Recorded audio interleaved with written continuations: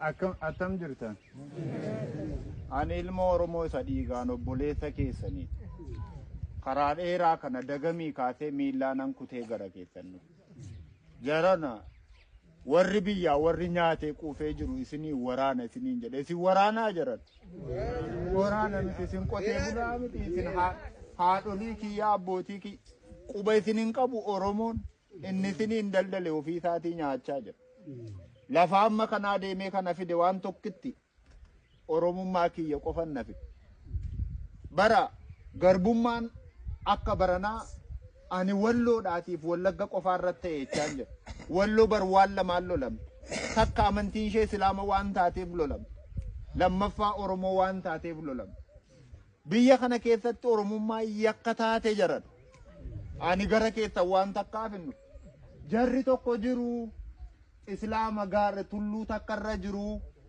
Meeshaa gurguddaatiin rukutamaa jiru jennee odoo walitti himnaan lakki nagaadhaa nuun jedhan. Nagaadhaa lafti kun. Maal lagaan jira kun argaan jira miidha. Haadha baattee araddaa kana keessa manni walirratti ijaaramee jira miidha. Jaallan kiyyaa ni jaalala keessantu na fide. Elaa fuula rabbiittan siniin jedha jaalala keessantu na fide. Isin qofa miti wallaggaa morma kutanii gatan. Jaran wallooti mormarraa kutanii gatan. Ilma Oromoodhaa mormi bakka biraatti badeetu mudhii gadi bakka biraatti badeetu Oromoon waloo waallachuullee dadhabe. Kunoo asiiti ganda ani kee darbee dhufe kana abbaaf ilma wal biratti ajjeesanii ilma waliin maranii boollatti gatan. Maal jirraa jarana jirraa? Jirru jaran. Keenyamee rabbumti qofti nuuf haa dubbatu malee hin jirru. Ani hoomaallee isiniin jechuu hin danda'u. Biyya fagoo yoon isinirraa jiraadhallee isinan jaalladhaaf. Bakka ala lafa kiyyatu fagoodhaa dhiigni kiyya dhiiga keessan. Waamoo isinii gochuu hin danda'u. Daakuu tokko isinii fiduuf eessaan isinii fidu. Karaa kamiin isinii fida? Karaa isinitti qubate eessaan isinii fidu? Gaaratti galchanii yoo akka bofaa akka bineensaatti ari'anii gaar tulluutti ol sin galchanu eessaan isinii fidu? Oromoo yoo taane hin duunaayi. Hin dhumnaa. Maal taane reechi rabbis nu gate namnis nu gate. Bara biyyi wal harkaa fuudhee nyaatu keessa waan bunnu dhabne jaran. Walii keenyaaf illee kennuu dadhabne. Amma ajaata akkan isinitti maddaan.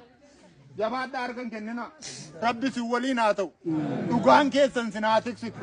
Oolchee sin haa bulchu. Harki hamtuu kana rabbi sinirraa haa kaasu. Lafa keessan irratti abbaa lafaa ta'a. Hamtuu keessan rabbi sinirraa haa kaasu. Biyya keessan irra bilisummaan jiraadha. Kana malee maalan qabare? Yoo karaan banamte anatu dhufu. Kanaan tumamtuuni kanaan tumamtuuni. Ilaa uummanni addunyaa Oromoon addunyaarra jirtan marti laata. Uummanni Oromoo kana qaba waa jiru. Lafa dheeraa taane haadholiin imimmaan isaanii dhangalaasanii booda.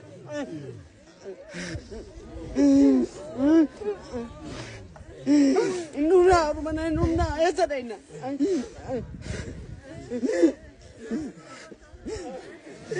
Biyya abbaa keenya irratti galtuu taate. Biyya abbaa keenya irratti kadhattuu taate. Biyya abbaa keenya irratti qotannee nyaachuu dadhabne maataa keenya irra jiraachuu dadhabne. Askeessaati jaarsi buleessi waan lafa kanaan an maqaa keessan sheek abbaasaan beekon sheekni tokko jira kan akka daa'ima isaatiitti walitti qabee jiraatu hidhame naan jennaan halkan tokko guutuun booyan. Ani halkan takka guutuun booy sheekichaan beekon garuu Oromummaa isaa duwwaadha naan kan naga'u. Jarana tokkitti isinaan haa jedhu dhugaan keessan ooshee isin haa bushu. Rabbi isinitti amantan tokkichi sun himee eegee isin haa galchu. Nuti raawwanni keessa jirru. Suuraan maa agartan kanasi dishqaa achirratti xamadanii amaarri dhufee raawwateennaa nurratti dhukaasee